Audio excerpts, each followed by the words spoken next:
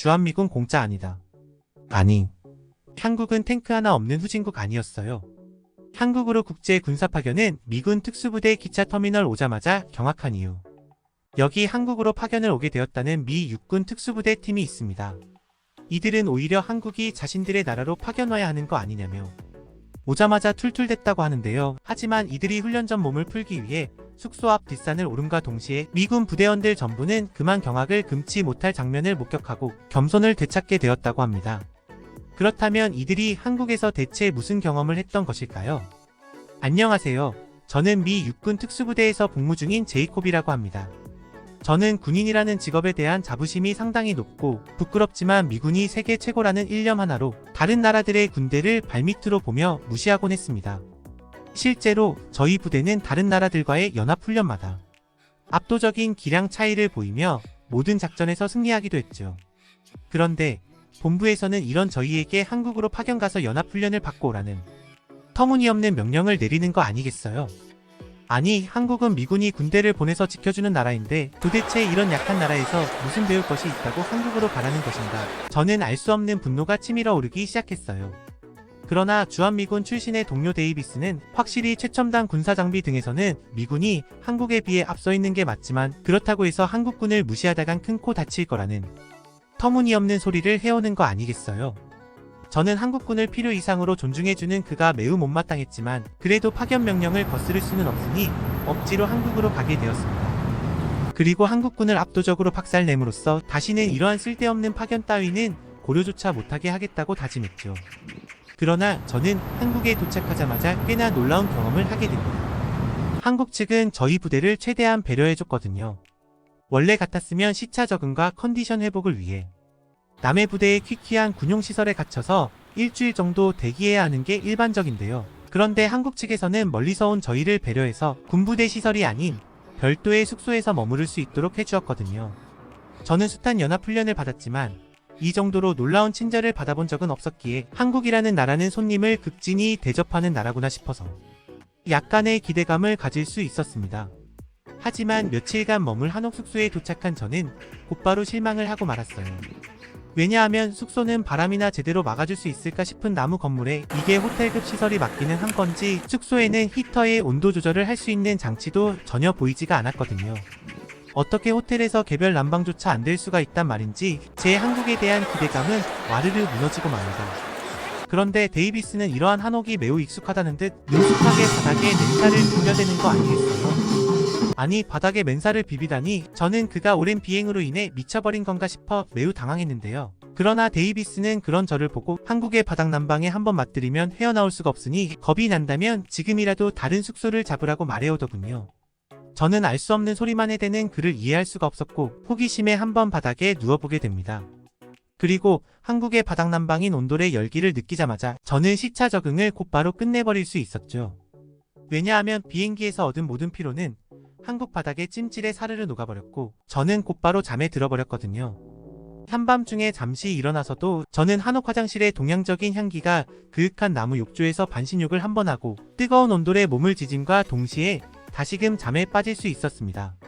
그렇게 저희 부대원들 모두는 한국에 오자마자 시차 적응을 끝내버리는 다소 믿기지 않는 경험을 하게 되고 예상과는 다른 놀라운 모습만을 보여준 한국에 감탄할 수밖에 없었죠.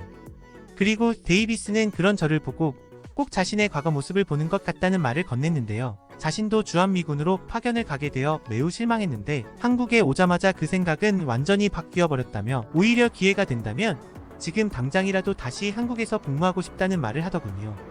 그런데 벼랑간 동료 부대원 윌리엄이 숙소 근처에 산이 있는 것 같다는 놀라운 말을 건네는 거 아니겠어요?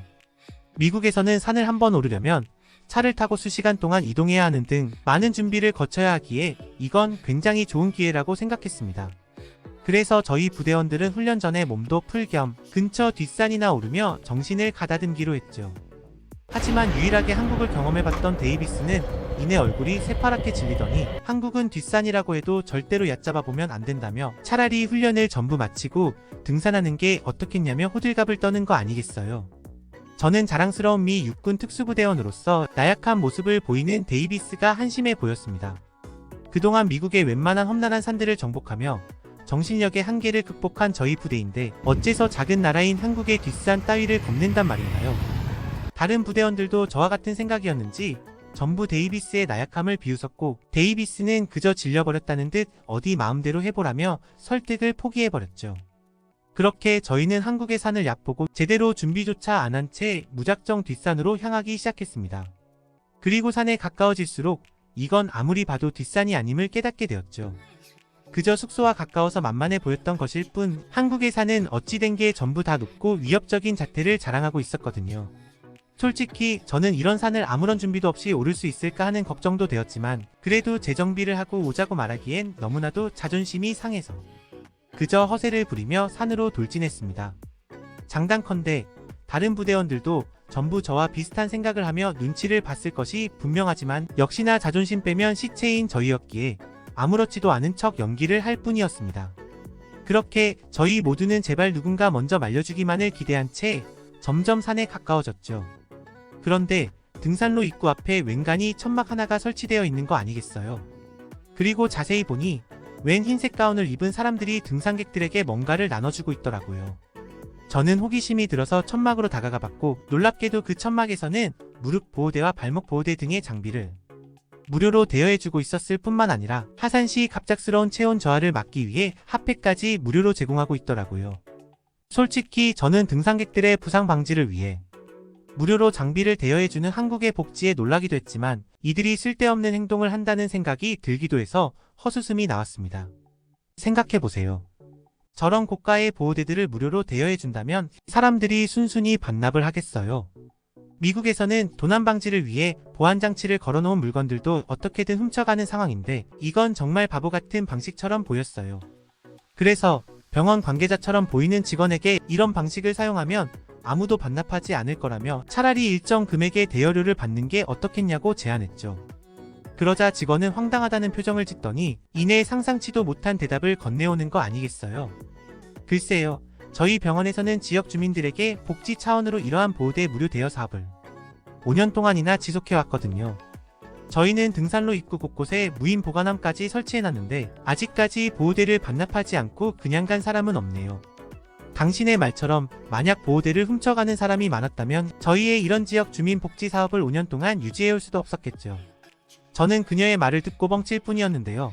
데이비스는 그런 저를 한심하다는 듯 보더니 한국인들은 원래 남의 물건에 손대지 않는다며 더 이상 미국을 욕보이게 하지 말고 한국에 대한 궁금한 점이 있으면 자신에게 먼저 물어보라고 말하더라고요.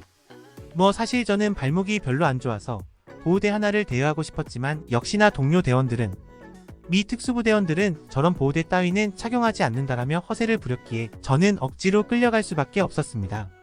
한국의 산은 정말 놀라웠어요. 소나무같이 미국에서 볼 수 없는 멋있는 나무들도 있었고 등산로가 매우 잘 되어 있어서 편하고 안전하게 등산할 수 있었거든요. 하지만 부대원들은 이런 자연의 아름다움을 온전히 느끼려 하지 않더라고요. 그저 미국 특수부대원들이 어르신들보다 뒤처져서야 되겠냐며 한국의 어르신들을 앞질러 가기에만 바빴죠. 그런데 놀라웠던 점은 저희가 아무리 안간힘을 써봐도 한국의 어르신들을 도저히 따라잡을 수가 없었다는 것입니다. 분명 저희는 젊고 그동안 체력 훈련을 게을리하지 않았는데도 한국의 어르신들은 나이에 비해 매우 정정하셨고 정말 전문적인 훈련을 받은 공작원처럼 빠르게 산을 올라가더라고요. 저는 한국의 어르신들을 추월하다가 페이스를 잃고 중도에 포기하게 될 것만 같아서 부대원들에게 자연을 둘러보며 천천히 올라가자는 핑계를 대며 속도를 늦췄는데요. 그러자 부대원들도 한국 노인들의 심상치 않음을 감지했는지 순순히 제 말에 따라주더라고요. 마치 그 말만을 기다리고 있었던 것처럼 말입니다.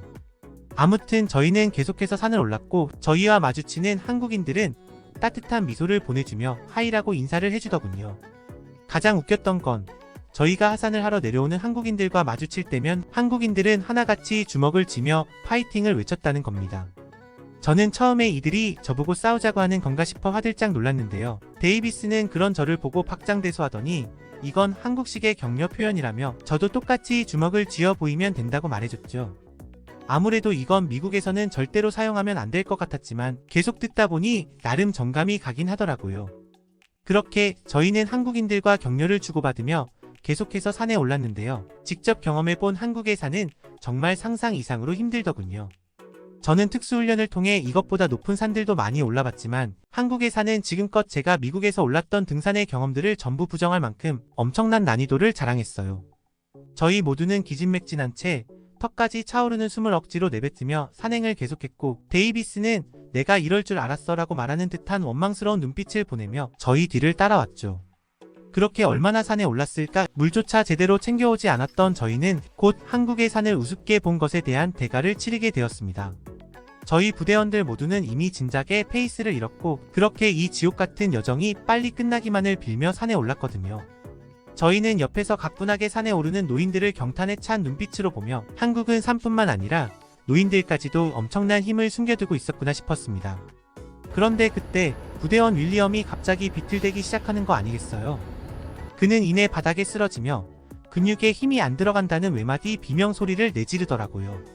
그리고 저희가 이러한 돌방 상황에 어리둥절해 있자 웬 한국인 아저씨 한 명이 저희에게 달려오기 시작했어요.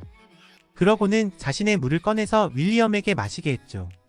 이건 분명 탈수로 인한 문제가 아니었기에 저는 의심 가득한 눈으로 한국인 아저씨를 쳐다볼 뿐이었는데요. 하지만 이 아저씨의 물을 마신 윌리엄은 언제 그랬냐는 듯 정신을 차리기 시작하더라고요. 그리고 이 한국인 중년 남성은 번역기 앱을 통해 저희에게 충격적인 말을 건넸죠.